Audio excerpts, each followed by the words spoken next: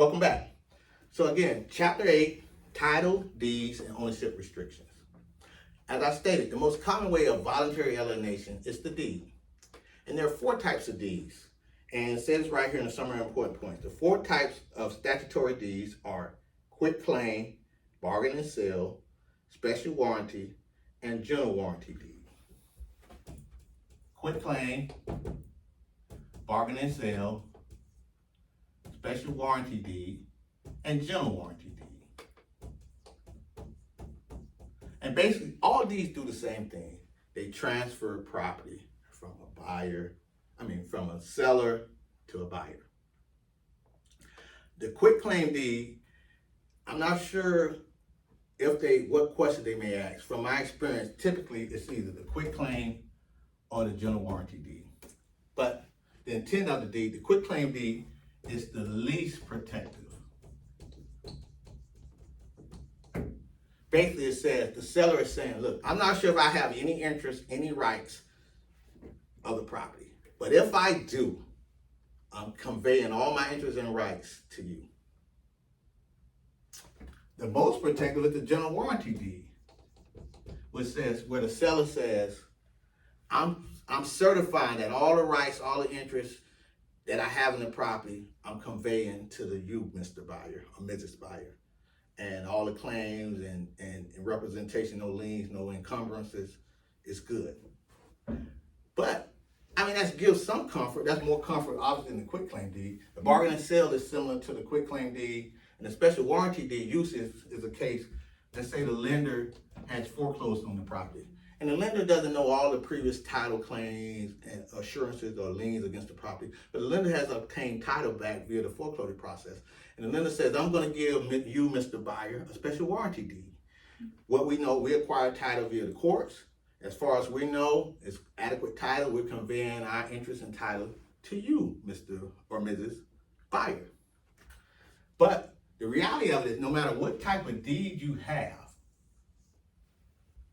what we really want is title insurance. Okay? Title insurance. And so the obvious question, what is title insurance? Title insurance is insurance against any claims against the property. I'm ad-libbing. Those who have the book in front of you or the study guide, you can read it. I don't know if you see it. You can read it out loud if you see it. But title insurance is a claim against a claim against any property or a claim against title of the property. Title means ownership. If someone says, I have a previous ownership or it's my property, that's why you acquire title insurance. Okay? And feel free to correct me if I misspoke or anything from what you see from the study guide. Now, there are 2 types of title insurance. I'm not going to misspoke because I'm not going to misspeak on this one because I'm going to read it. There are 2 types of title insurance. Yes. Owner and lender. Now I'll read what it says and maybe I'll expound upon it. The 2 types of title insurance are the owner policy, which is not transferable and protects for the purchase price of the property. And the second type is the lender's policy, which is transferable and protects for the balance of the mortgage loan. So what does that say? The owner's policy is the buyer. The buyer brought the property for $1 million. He put $200,000 down. He got a loan for $800,000. The buyer wants a title policy for $1 million, right? To protect his interest, so he can pay off the bank if there's a claim against title and to get his $200,000 back. The lender's policy, the lender says, okay, well, you bought it for $100,000. We loaned you $800,000. We don't care about your money, but we're going to require that you get an $800,000 title policy. In this case, which would be the loan amount.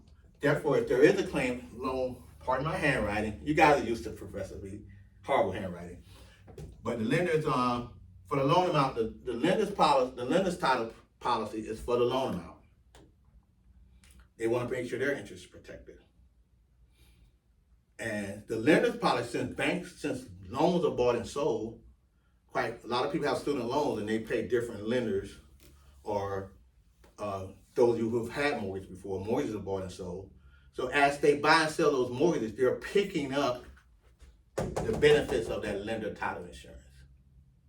The owner's policy, however, is not transferable, Whoever buy the property, they own it for a period of time. Once they sell it to a new owner, to a new buyer who will be a new owner, and that new buyer, new owner would have to get his own owner's policy. So the point is, title insurance is one of the most vital things because it protects the chain of title. It protects everyone. It protects the lender interest, and it certainly protects that buyer interest that has an interest in the property. Therefore, in case somebody comes in, swoops in 6 years and 364 days later and says it's my property, they come in 7 years, they're out of luck. Okay, so that explains title insurance. So now, I'm gonna take a pause and then I'll go over public and government restrictions on property.